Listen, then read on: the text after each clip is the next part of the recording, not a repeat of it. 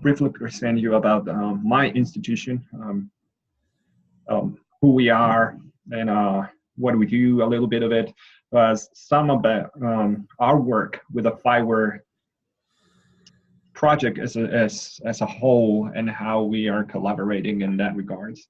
And then I'll start discussing about the smart cities application we worked on, and focusing specifically on smart mobility.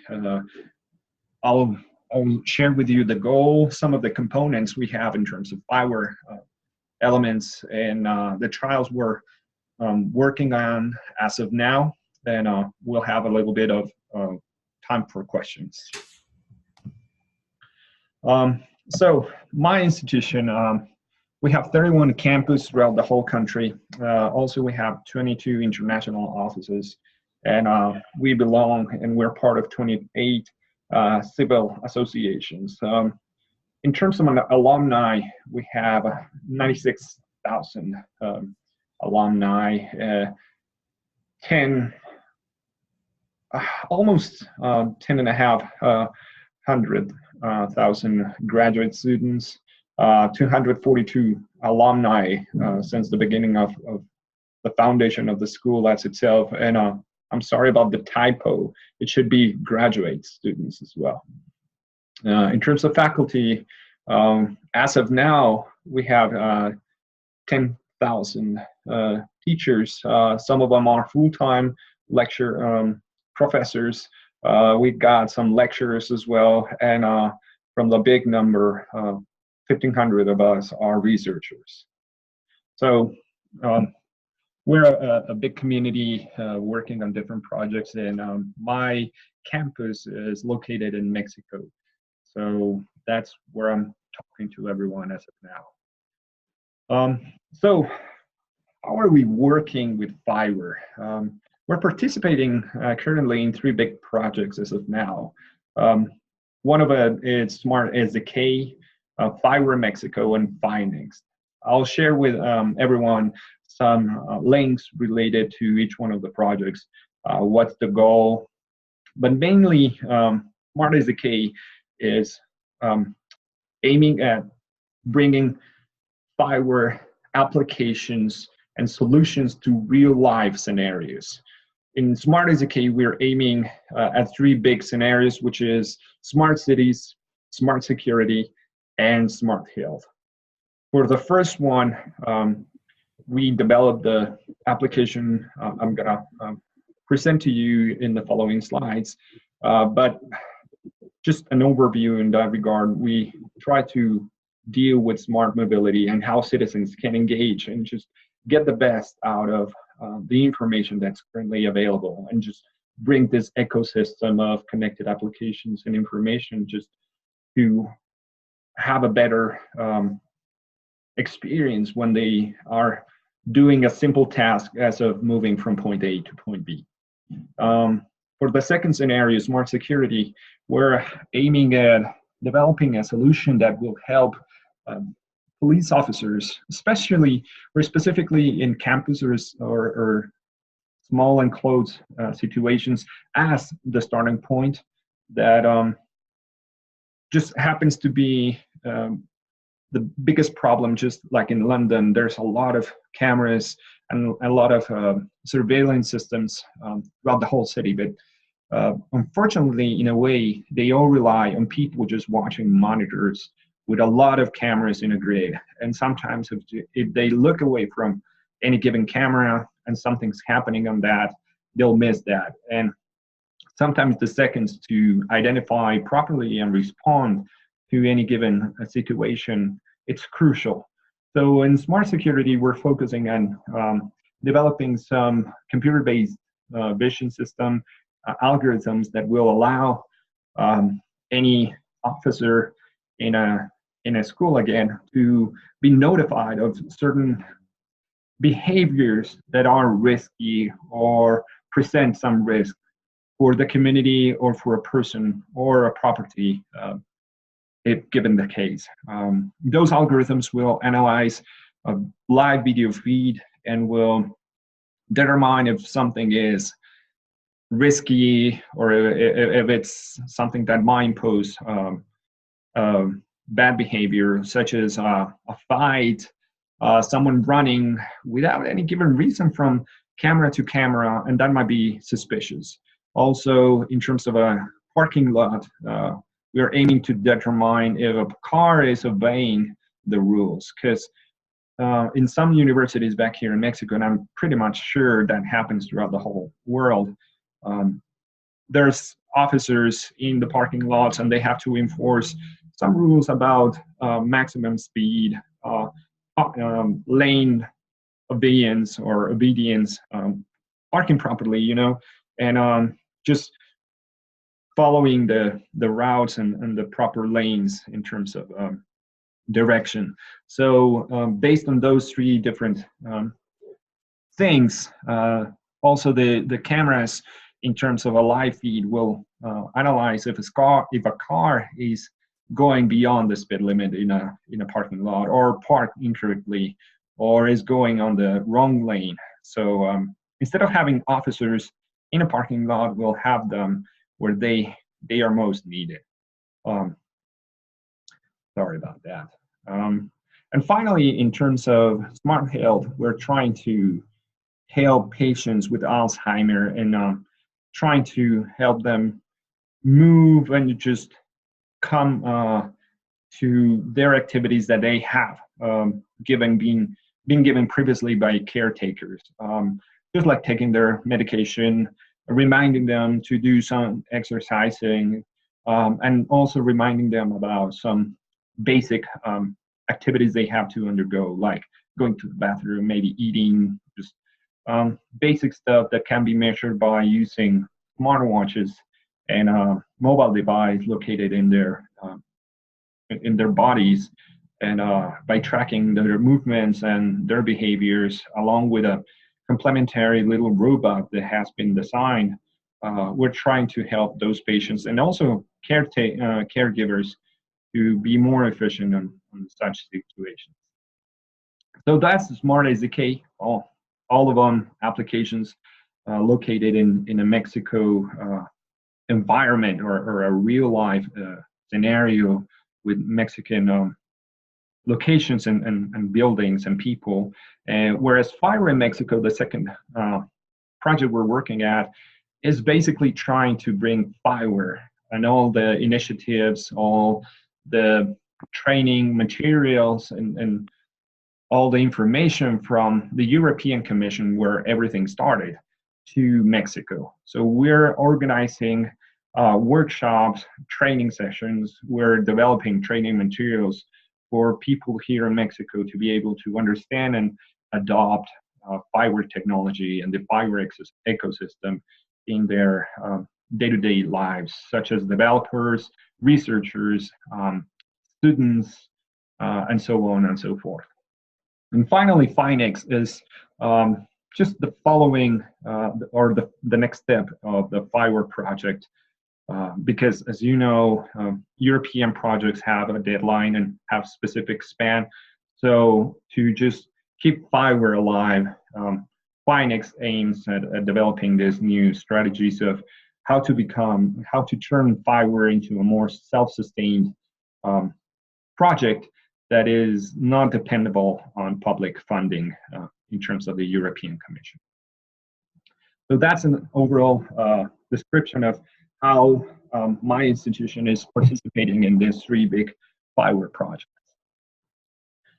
Okay, so in terms of smart cities, and as I mentioned before, the smart scenario, the smart city scenario, we are targeting specifically the smart mobility problem or aspect of these cities.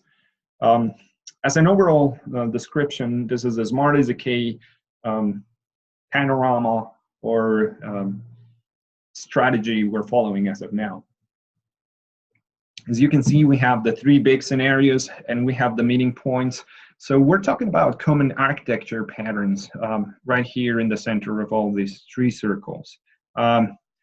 We are using common generic enablers, which are the base and the core of a FIWARE ecosystem. And also we're using and consuming common data models, also provided by the FIWARE community. But in terms of smart security, just as an example in this case, we tailor down those architectures to meet specifically each one of the scenarios. For instance, the testing pilot we're working as of now in smart security is a university located in Puebla. They have just 4 security cameras we're working at as of now. But we're trying to scale up that pilot with my campus, in which we have at least 450 cameras throughout the whole campus. So the approach here is to just develop this specific architecture patterns that might be specifically customized also, or might be related to generic enablers just to fulfill this need specifically. And also the data models, it's not the same to have a generic data model provided by the FIWARE community. And obviously we have to fix some stuff, and according to the location, our situation in terms of technology, availability and whatnot. So overall, we are talking about some recipes, and Smart SDK focuses on developing such scenarios and providing to the user some recipes that will allow them to replicate each one of the solutions eventually. So smart cities, this infographic, maybe everyone has seen something similar, in which we're having a big ecosystem in a city. We have public transportation generating data and communicating with everyone in a way. Also, we are having public transportation such as trains, buses, airports, as another means of transportation, and even houses generating data. And everyone wants to know what's going on and how to better use the data for their own benefit. So the goals of Green Route, which is specifically the application we developed to solve this or help with this smart mobility problem, is focusing on supporting the citizens' mobility. In this case, in this just particular case, we're dealing with high polluted cities. You know, Mexico City is one of the biggest cities in the world.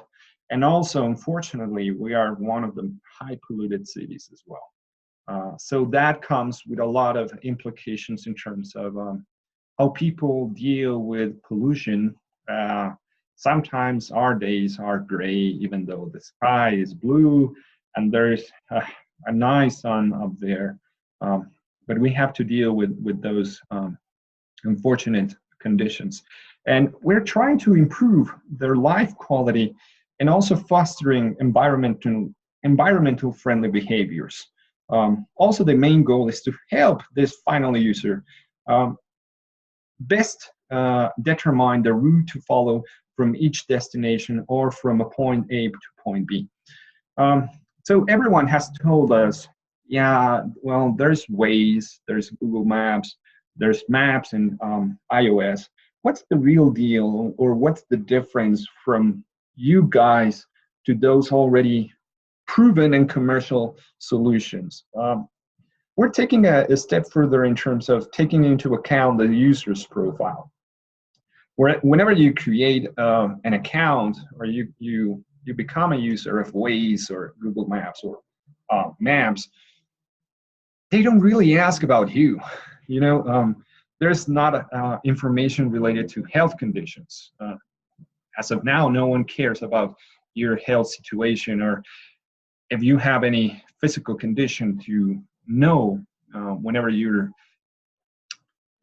wanted to reach point A to point B. So in Green Route, we're really trying to consider this key aspect, along with additional elements such as the environmental conditions. And we're not just talking about pollution, but we're including pollen concentration, and I'll talk about that in a moment, but humidity, temperature, and whatnot. So we're trying to bring up a series of environmental conditions that have a direct effect on the citizens or the final users um, usage of this pretty simple and maybe just elemental task of going from one point to the other. Also, we're considering the preferred means of transportation, and in this case, Google Maps or Waze, they really don't ask you if you're riding a motorcycle. They might provide you with different options in terms of Google Maps of routes. You might use public transportation, walking distance, and bicycle, but they don't really combine them all. Sometimes they just give you one itinerary for each one of the different situations. What we're trying here in Green Route is to combine different modes of transportation to be able to provide a better, more insightful option to the user. Also, events such as roadblocks, traffic conditions, and whatnot. So in terms of components, as an overview of the FIWARE elements we're using in this solution, just briefly talking, we have an identity manager, which is being used throughout every single FIWARE solution, which is known as KeyRock. We're using the context broker, which is the Angular element and then just the basic foundational component. Most of FIWARE solutions, which is the Orion context broker. We're also using a device manager, IoT discovery, IoT broker, Quantum Leap, which allows us to get a time series analysis and also plot all the current events or the last events regarding pollution, contaminants, etc. And I'll show you a little bit of that further on. We're using a specific physical device that was built for this scenario as well, which is called the Smart Spot. It has pollutant detectors of different kinds, has a GPS sensor, and also some sensor regarding temperature and humidity. And finally, a Cloudino, which is also a component, physical chip developed by some of our partners, and it provides an IoT broker element and also sensor management. And finally, there's a mobile alert application developed to allow users to become a sensor. You know, there's new trend in terms of crowdsourcing and crowd knowledge. We're using that as well to be able to provide in real time any information in any given route to users that might be interested in doing that. Also, people say, well, this is not new. Waze provides the same usage and facilities, but what's more important in this case and to highlight the efforts is that this mobile alert obeys a data model that provides structure. So if any other given application wants to look at this set of alerts that are being created by different users, they will be able to consume it without any problem in terms of interoperability issues, because they will look at the data model and they will know what we're doing and how we are saving that information. Also, on the same view of being open data and we're promoting this openness for data and information, whereas in Waze you have to pay those guys for any specific information regarding maybe traffic or events. So as an overall look at the architecture of Green Route, these are all the components mainly developed and that are being used to provide this solution I talked about. It might not be clear as of now during the presentation, but in the slides you can take a better look and just know which are the specific components of the solution. In terms of an overview, this is how the application looks in terms of whenever you log in and you have this authentication sorted out. So in the right side of your screen, again, maybe you might not be able to see clearly, but we provide the user the air quality parameters. We'll tell them what's the temperature, what is the relative humidity in specific point, what's the particle pollution in terms of main contaminants, and maybe you can tell there's green bands over here. That's specifically tailored for each one of the users. So if a user has a specific health condition that is prevents that user for being outside because of the pollutants or the environmental conditions, the color of these bands will change. So this is not the same information for everyone in terms of the colors. Each user will have this health concern information or tip in which if I have this serious asthma situation or condition and the pollutants are harmful or present a harm for my physical condition, it will tell me this is dangerous, don't go out, or just prevent yourself from doing outside activities, or restrict your route from a 10-kilometer, or no, that was too much, or maybe like 3-mile walk to a 10 steps situation. Nestor, can I ask a question? Yes, for sure. Do you have air quality sensors throughout the city, or are you able to tell the conditions at a particular point, or is this the air quality parameters for citywide? We have 47 air quality stations throughout the whole city. So we're gathering that information that it's public and available, and we're integrating such information with this application. Also, as I mentioned before, and I'll go back a little bit, the Smart Spot, which is a mobile detector, it's going to be mounted in several buses. So in those areas in which, for instance, right here, there's a green spot and there's another green spot, but we have a number 2 and a number 2. Those are air quality stations, but there might be some white zones in which the pollutant measuring stations are not able to measure what's going on in there.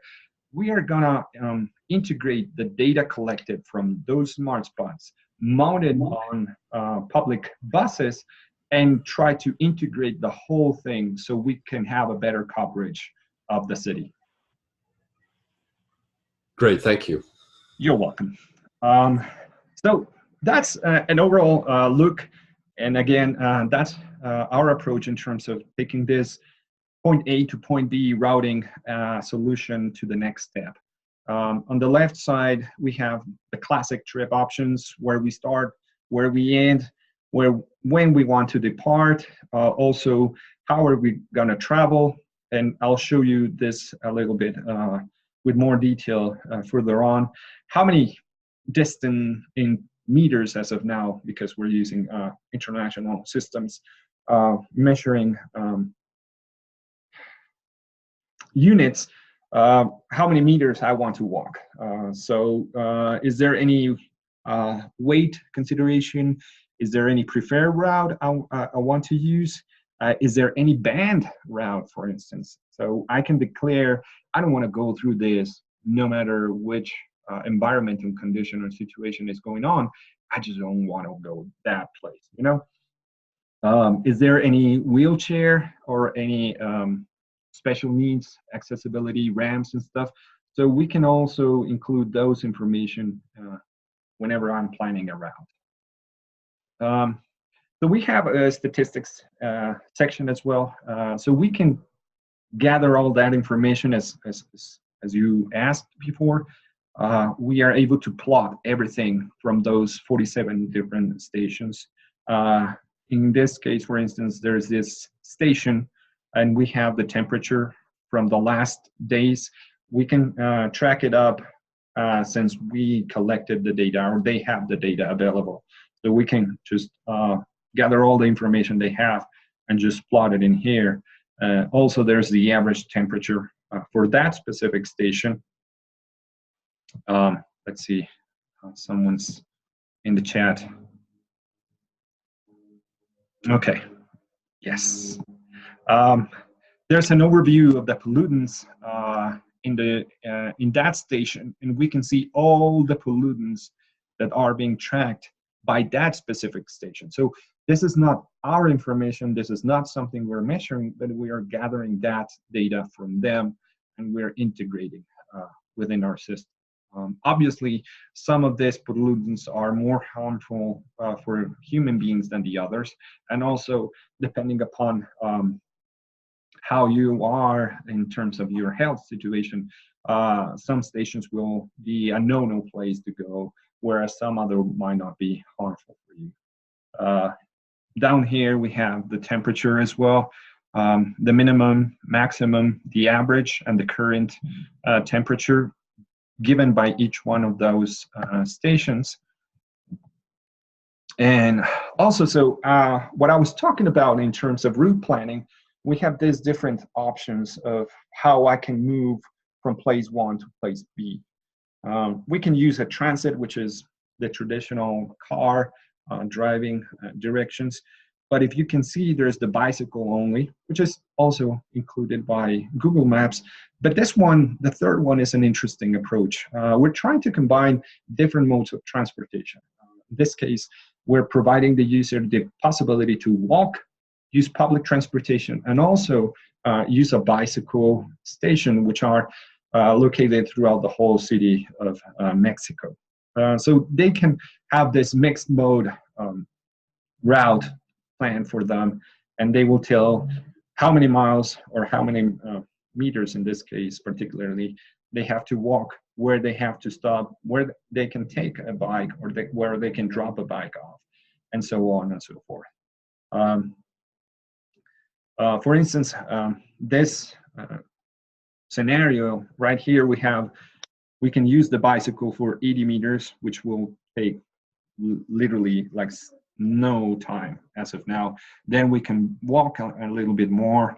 Then we will use this public transportation with the name of it, the direction and whatnot. Then we can walk a little bit more, then take another bus, and so on and so forth. The system we have as of now of public bicycles, well, not public, it's private, but it's throughout the whole city. It's called EcoBici. There's 480 bike stations throughout the whole 55 neighborhoods of Mexico, and there's around 6,800 bicycles. Nowadays, they're integrated some electric bicycles that will allow the user to extend their usage, and we're trying to integrate that information also in the system as well.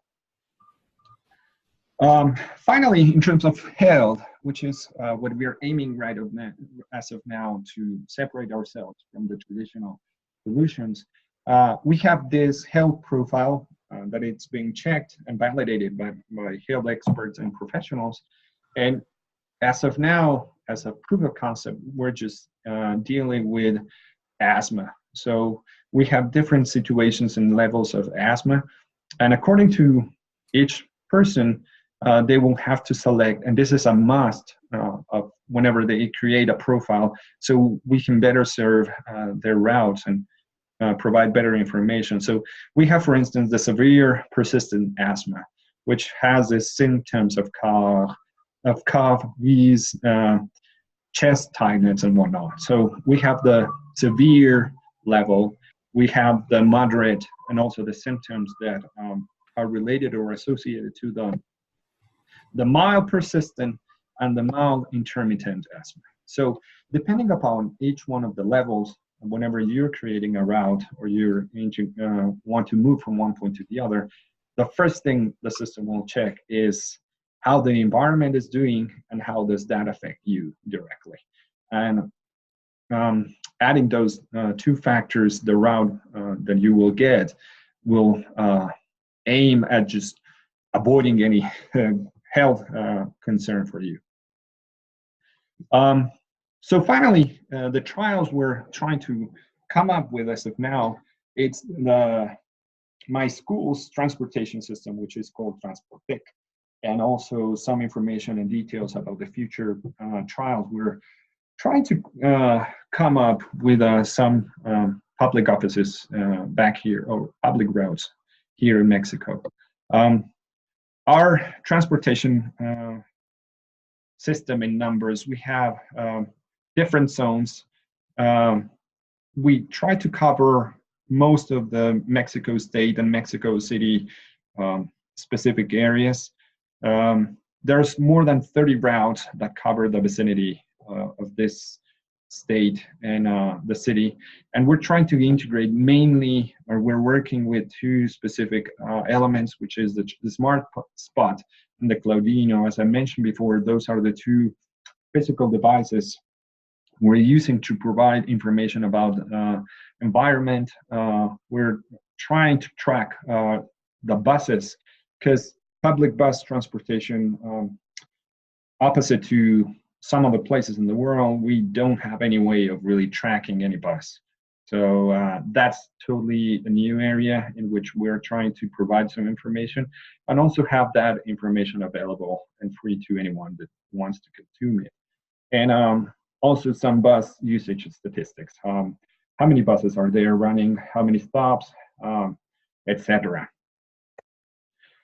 And for the public transportation, which is basically just scaling up our solution, we'll install some smart spots and Claudinos in at least 5 different bus routes. That's our goal, but again, we're on different talks with the owners, because the public transportation is owned coincidentally or ironically by private organizations. So the name is just ironic there. But we are talking with those guys to come up with an agreement of being able to install their buses. Let's see, someone was adding something. Is the information the user puts in her profile shared out? Nope. No one is able to look at that information. It's just residing on the user's profile. And a little bit of that, we're also in my institution developing some algorithms of privacy protection and encryption of data. So if the user says, I don't want to share my health condition or my health situation with anyone whatsoever, we'll be able to encrypt that information before it's being stored in the context broker. And if the user allows any specific application to consume that, they will have to get a private key to be able to use that information. But again, since it's held information, and we don't have the HIPAA agreement, but we have our own rules of data protection. We're trying to commit to both national and international rules and strategies to protect the user's information. I don't know if that answers your question, Anne. Thank you. You're welcome. And so finally, we're trying to collect. We're trying to collect, information from the environment. As asked before, there are some dead zone areas that our 47 environmental tracking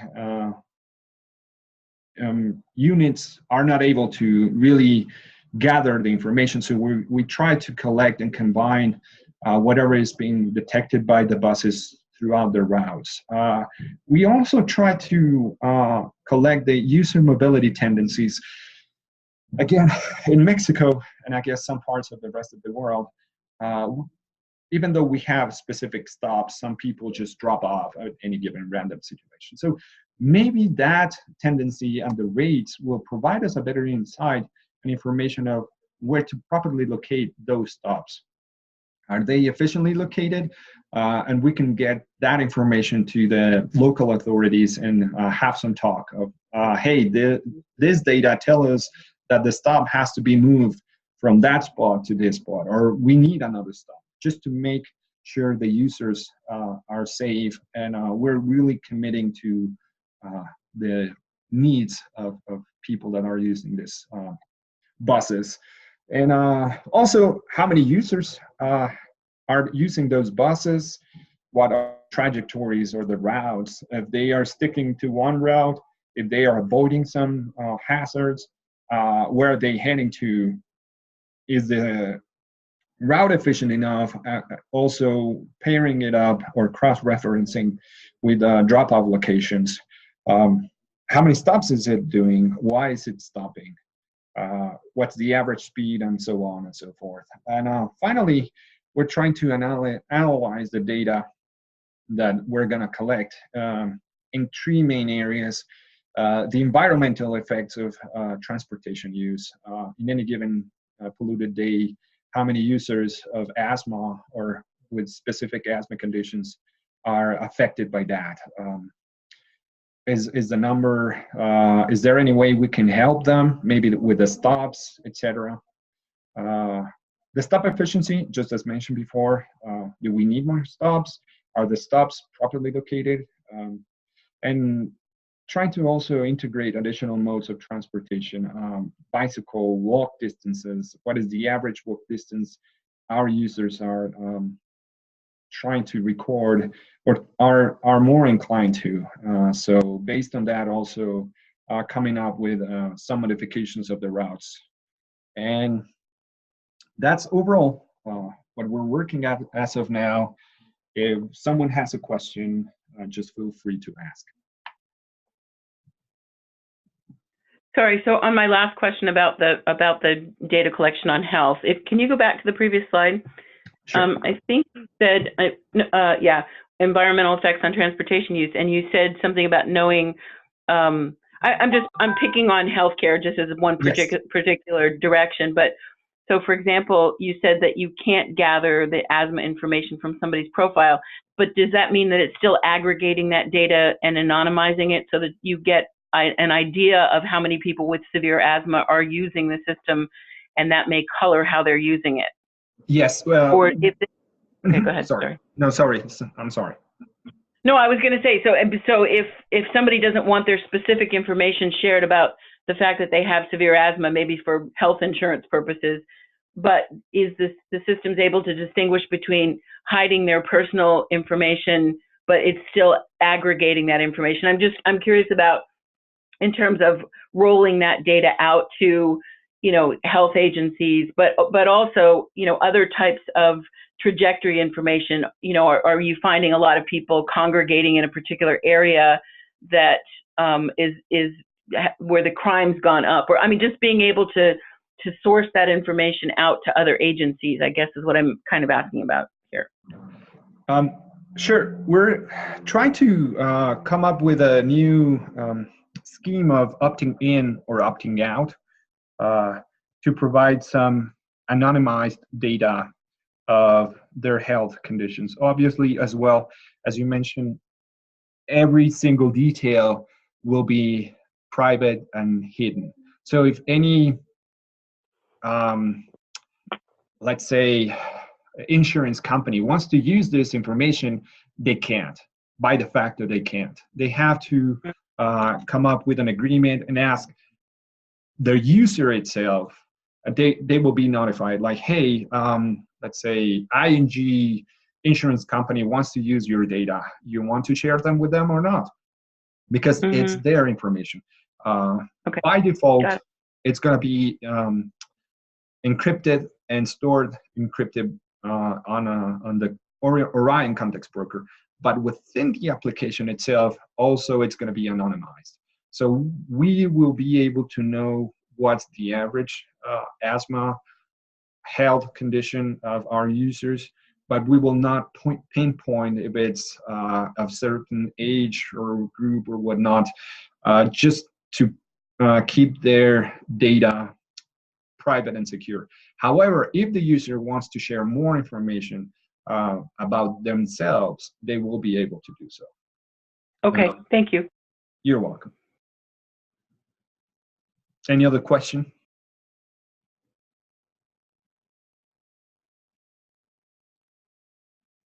Well, I mean, this is Jose. This is not a question. First of all, I want to thank you, Nestor, for the comprehensive presentation. I think this is a really good example. I mean, for the rest of participants, just for you to know, this is a really good example and use case on how FIWARE can be used in a real case scenario. So just for you to know that this is actually, and this is something that I wanted to bring to your attention because I know about it. So as soon as I met Nestor for the first time and he told me about it, I decided to go ahead and share it with you.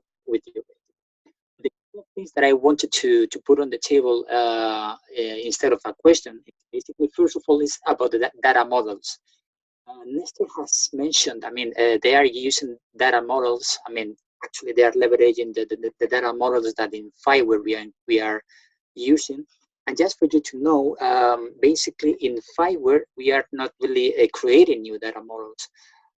As you may know, besides GCTC, NIST has also created kind of a working group to share common architecture. It's like sharing common principles within standardization bodies and different actors worldwide to share architectures for smart cities. This is called Yes City Framework, something like that. But anyway, just for you to know, FIWARE is part of this working group, and these data models are kind of an outcome from this effort. So just for you to know, I mean, these data models are also in alignment with NIST. And second of all, Nestor has mentioned several times about the encryption of data. And also I wanted to bring the attention on that point because I'm trying to get on board Nestor for the next GCTC kickoff meeting in February to come with me, because actually what they're doing with encryption of data, I think it's really important, and this is something that could really fit in the new landscape of GCTC. Since the cybersecurity and privacy is going to be kind of a horizontal topic for for the next GCTC, bring in these kind of applications, even though, for example, the encryption of data that, I mean, Nestor and his team are working with, basically, I think it could be a really good added value for the rest of applications. So I just wanted to bring to your attention these couple of points because I think it would be interesting for the rest of participants. Once again, thank you, Nestor, for this effort and for sharing the project with us. Thank you for having me, and those are my contact details. If someone wants to get in touch with me and has any other question or any idea, we're really open to any suggestion, or we can bring this to another talk.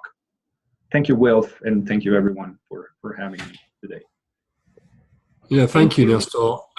Does anybody have any more questions for Nestor before we wrap up?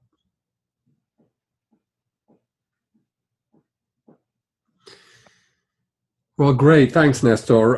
We ran this review a little bit early this month because of the Christmas break. So thanks for accommodating that, Nestor. The next one will be on the 4th Tuesday of January. And I'll be sending out information for people on the agenda for that meeting in early January. So thanks, everybody. And thank you, Nestor and Jose. And have a great holiday break. Thank you. Bye. Bye. Bye-bye.